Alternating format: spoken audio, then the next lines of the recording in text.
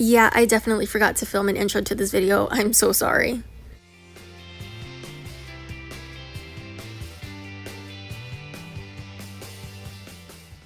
I love rock music as much as the next person, but I don't think people really know the origin and how rock music started, so I'm actually here to educate you while I do my makeup at the same time.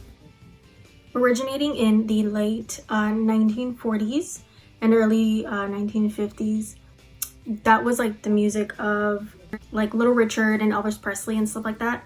So it was born from a fusion of R&B and the blues and gospel and actually country music. So it emphasized more of the electric guitar and a 4/4 backbeat and a more like energetic stage performance. So when they were doing concerts and stuff like that, instead of it being like super mellow and chill, it was more like out there. Artists like Elvis Presley were like early pioneers of this genre, combining country music and like rock twists known as rockabilly. That was like kind of like the first introduction of it. The louder sound created by the electric guitar and amplifier made it more accessible to like the appealing teens. They thought it was cooler and things like that. And it served as more of like a rebellious and high energy sound for them, contrasting from the more conservative like music pop era country and stuff like that. By the late 1960s, like the Beatles sounding era, classic rock emerged to create subgenres like country rock, jazz rock, and more like a psychedelic rock that has also extended to like heavy metal. And in the late 1970s, like the Eagles and the Queen sounding, they started to produce punk rock, and it produced like a more of a step down and more energetic sound with more social and political critiques. So that was when people started kind of talking about things that they weren't happy about, you know. By the 1980s, sounds of like Cyndi Lauper, kind of think about that. The post-rock and the alternative rock began, and from the from 1990s on, so from 1990s to now, 1990s, think of like Alanis Morissette and Evanescence. Alternative rock really dominated rock music.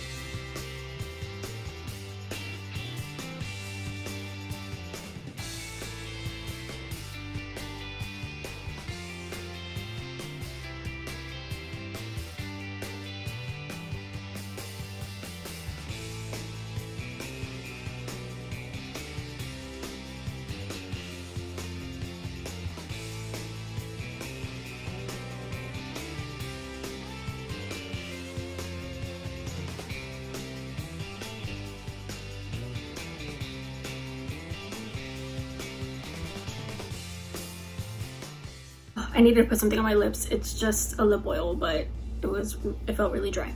So anyway, back to what I was saying. Oh, further genres included like pop punk, rap rock, and like rap metal. Those all like emerged in the 90s. And this is actually the biggest saved genre saved in my library. I kind of like did the calculations. It took a really long time, and yeah, it's the biggest saved genre in my phone. I have Spotify and Apple Music, and it was a lot.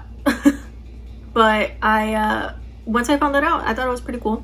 I started listening to it in the early 2000s. I actually grew up listening to country only, just because I think my family or my parents thought that it was like the most like safe genre to listen to. But once I started getting older and the 2000s came, my family actually started venturing out a little bit, and my sister showed me, I think the first music video we ever saw was Panic at the Disco, I Write Sins Not Tragedies. I think that was like, my sister was like, hey, come here, I want to show you this, and then she just like showed it to me, and I was just like in awe.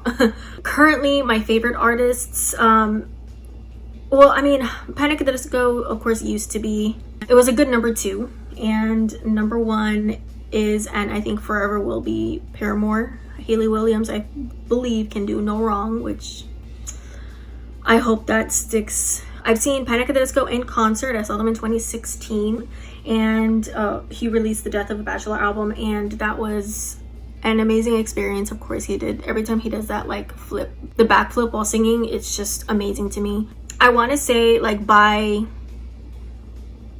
I guess by era, I have a couple of favorites, so I want to kind of go through them now while I'm trying to fix up my makeup. So if you want to go, the furthest I have is like the 1980s, because I feel like that was when I that's like my favorite genre. Basically any music in the 1980s I'm in love with, and I can listen to pretty much every genre back then. But my 100% my favorite one is Another One Bites the Dust by Queen. I know like a lot of people think that like, oh, it's Queen isn't rock, but yes, it is.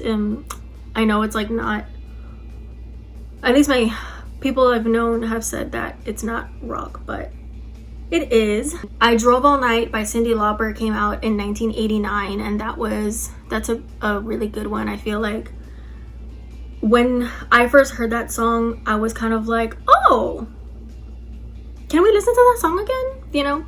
And of course I was young. I wasn't born in 1989, but when I did hear it, you know, I was pretty young, so that was a nice one. In 1995, You Wanna Know by Alanis Morissette came out, and that one was a really good one. I still listen to it. I still listen to all of these pretty often, but that one was a really good one too for me. What else do I listen to? I listen to, oh, Everybody's Fool. That comes out on my playlist, on my like frequently listened to, by Evanescence. It came out in 2003, and there's just something about it. I don't know what it is about that song, but there's just something about it that's just, it's too good. I can't skip it every time it comes up. And Don't Threaten Me with a Good Time, that one's by Panic! At the Disco. It came out in 2015. So that one I think is really good. Of course, there's a lot of songs by Panic that I really like, but I feel like everyone knows I Write Sins Not Tragedies. Everyone knows like so many different songs. Don't Threaten Me with a Good Time is a really good one, but no one ever talks about it that much. They still hold a special place in my heart because I loved them for so long, you know what I mean? And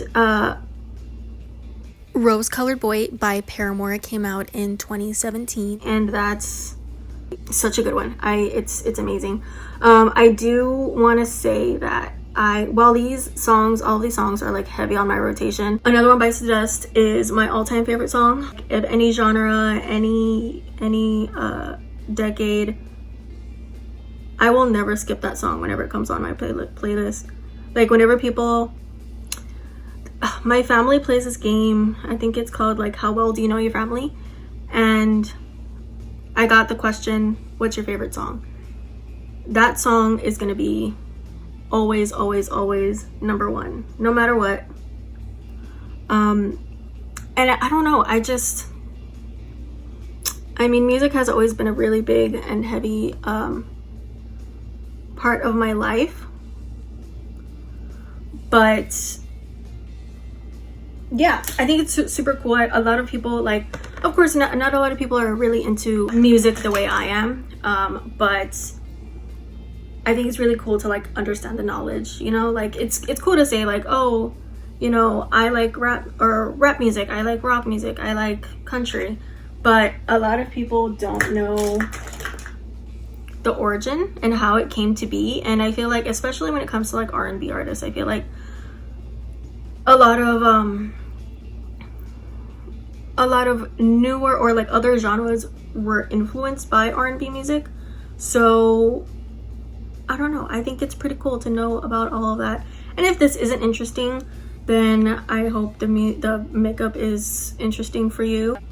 The makeup look that I'm doing right now is heavily inspired by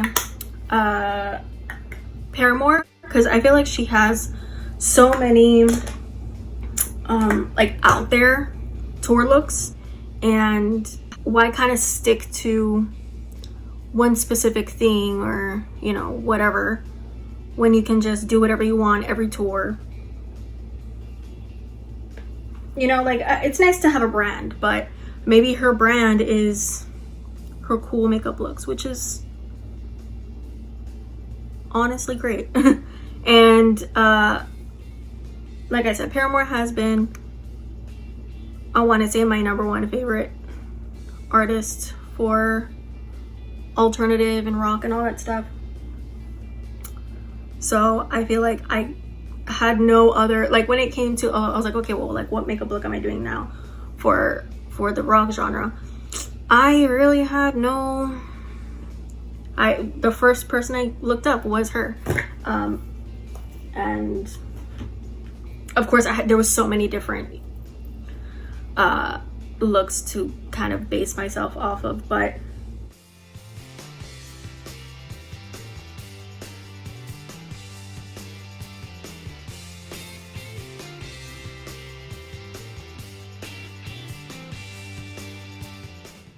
and whether you all agree with me or not,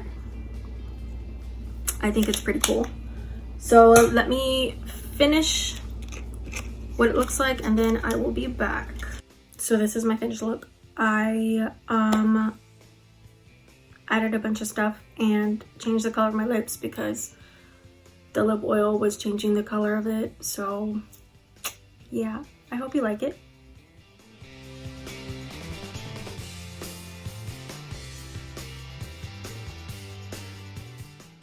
Let me know if you like it. Thanks. Bye. Happy Pride Month.